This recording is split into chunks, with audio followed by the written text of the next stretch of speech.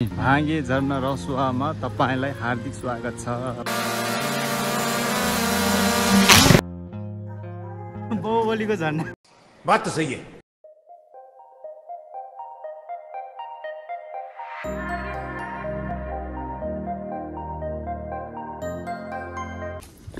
ल टोलीहरु मुभ।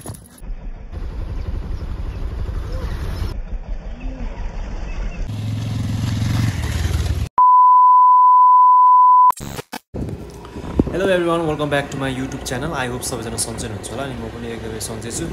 आज चाहिँ नयाँ भाइहरूसँग चाहिँ हामी रसुवा जाँदैछौँ। रसुवाको हाम्रो भागे झरनामा जाँदैछौँ हामी नयाँ साथीहरूसँग, नयाँ साथीभाइहरूसँग चाहिँ फेरि जाँदैछौँ। पहिला पनि गइरहेको, फेरि पनि नयाँ भाइहरूलाई लगेर जाँदैछु। तपाईँहरूले देख्न सक्नुहुन्छ हामीसँग 3टा बाइक हुनेछ।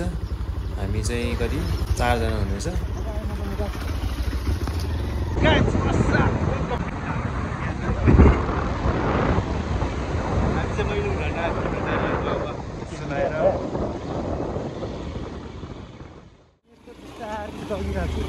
यो गाइस बाटो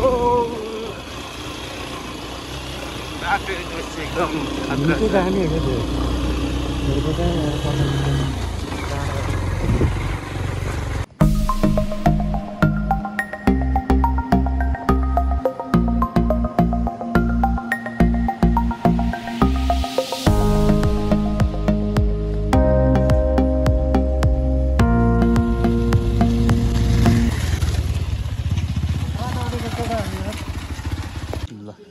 टोलीहरूले बाइक पार्किङ गर्यो हैन।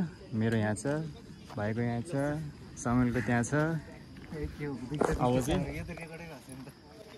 झर्नातर्फ अगाडि बढ्दैछु। लागौँ। यता तलतिरबाटै बाटो छ। ल टोलीहरू मुभ।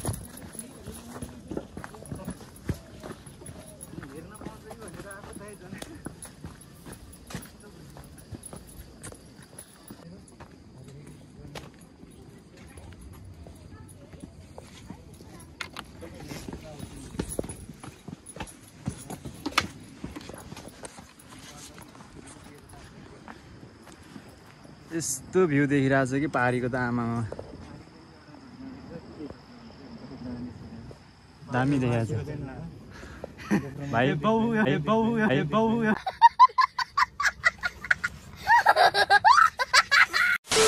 बाहुबलीको झरना हो भाइ। हजुर कहाँ गाइस।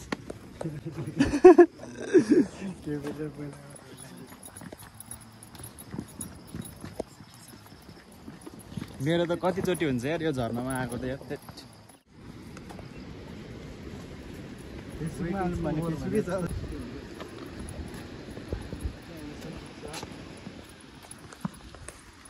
झर्नामा आयो हामी 4 दाजुभाइ धक्का लगाएर।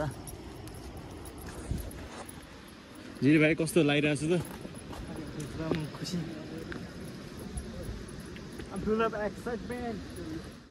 कस्तो लागिरहेको छ तपाईँलाई? एकदम कस्तो अनएक्सपेक्टेड के हो, कहिले देखेको छैन यार यस्तो झर्ना। अनि दामी छ नि। भागे झरना रसुवामा तपाईलाई हार्दिक स्वागत छ भनेर लेखेको छ। मैले पनि त उता पार्यो यस्तो प्रकृतिको बिचमा यो कालो धप्पा। मलाई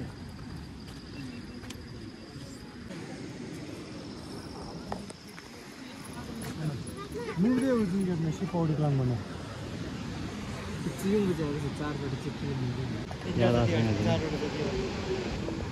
किन फेरि हुन्छ चाहिँ के हुन्छ तुमको त जिया मुग्दे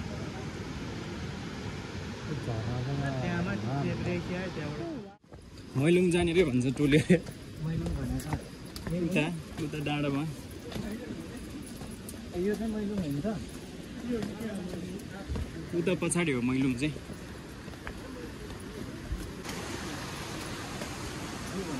बाटो त के हो, तलसम्मै गएको छ के हो? त्रिशुली नदी त्यो चाहिँ। बसहरू पनि रहेछ। आमा त्रिशुली नदी यस्तो ठुलो छ कि उता पछाडि मैलुङ हुँदै आएको।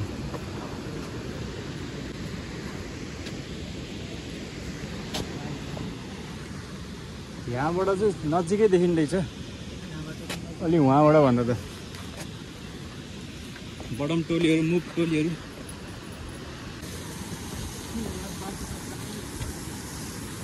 पहिलोचोटि आउँदैछु होइन यो बाटोमा चाहिँ होइन हौ बाटो त तलै छ के हो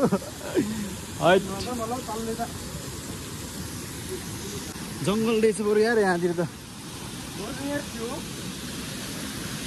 खानसाम फेसिएछ क्या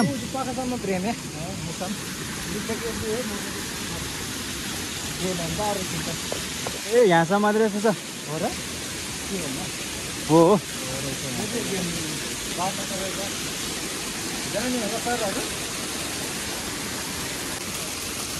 यहीसम्म रहेछ बाटो बनाउने जारी रहेछ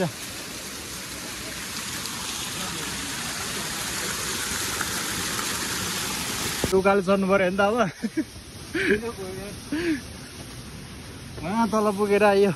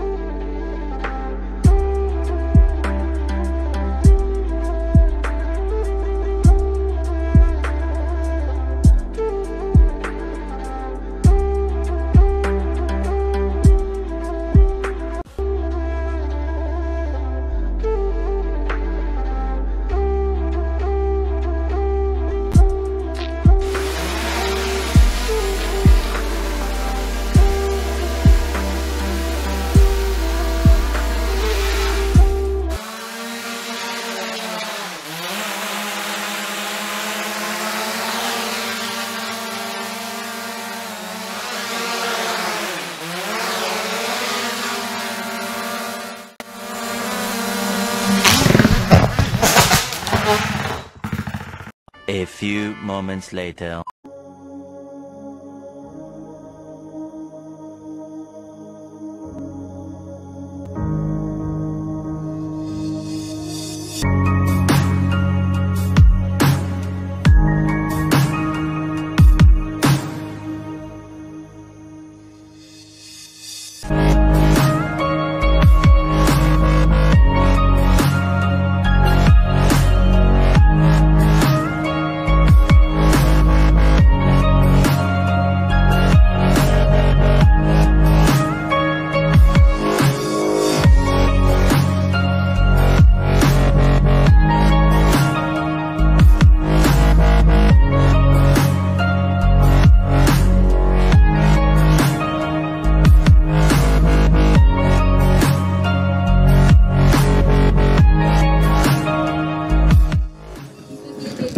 चिसोमा चाहिँ के छ होला हामीसँग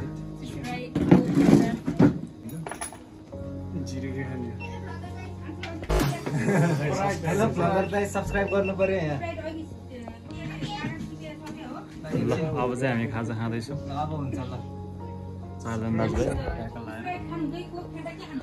मलाई चाहिँ फेन्टा दिनु अहिले चाहिँ हामी ठ्याक्कै खाजा खाएर चाहिँ अनि रेस्ट गर्दैछौँ तपाईँहरूले देख्न सक्नुहुन्छ मेरो ब्याकग्राउन्डमा अनि यही ठाउँमा चाहिँ हामीले खाजा सेट खायौँ खाजा अति नै बवाल थियो मिठो थियो है अनि पेटभरि खाइयो अनि त्यहाँको दिदीलाई चाहिँ धन्यवाद भन्न चाहन्छु अनि आजको भिडियो चाहिँ यति नै रहेको छ